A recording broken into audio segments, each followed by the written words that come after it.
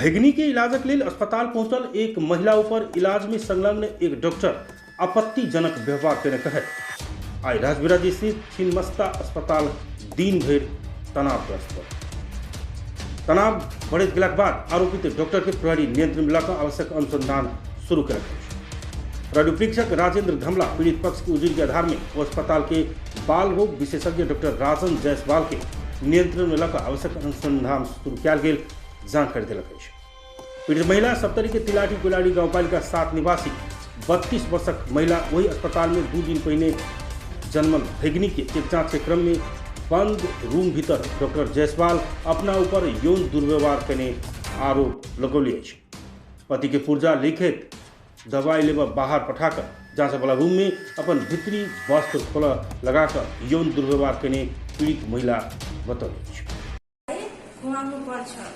अनि त्यो गएपछि बच्चालाई धड्कन नापिरहेको थियो यहाँ वहाँ छुरिरहेको थियो अनि त्यसपछि उनी मैले धड्कन नाप्न थालेँ। मैले भने के गरिरहेको छु सास चाहिँ बच्चाको राम्रो थिएन अनि तिमीले नापेर त्यसपछि त्यसलाई पनि नापे। त्यसपछि मेरो गला चाहिँ खोलिदियो अनि मैले रिसले उठेर उठ्यो अनि त्यसले मैले भने यो मलाई कुन दुख्छ अनि कुन रोग लागेको छ अनि तपाईँले टेस्ट गर्नुभएको छ न होइन आउनु बस्नु भनिरहेको थियो। आउनु मसँग बस्नु मलाई केही पनि भएको छैन अनि म कसरी बस्नु के मलाई के को टेस्ट गर्नु।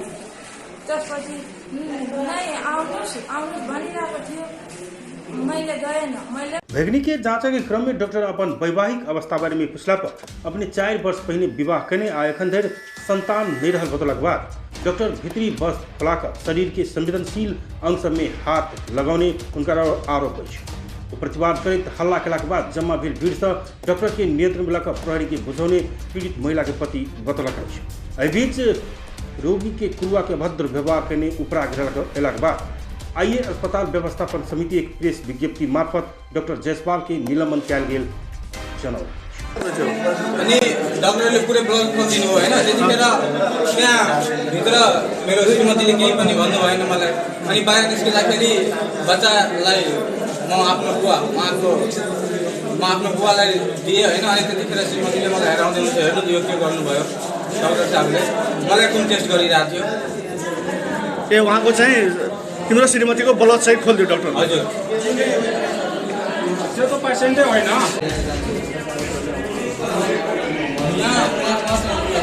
जिल्ला प्रहरी कार्यालयले बात गर्छ।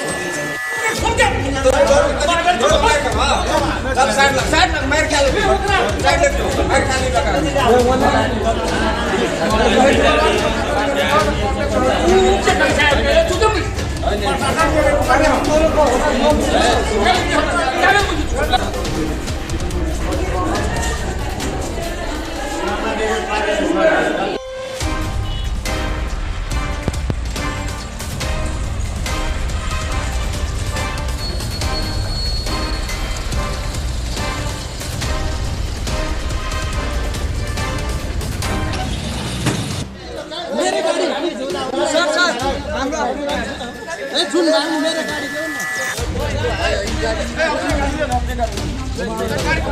गाड़ी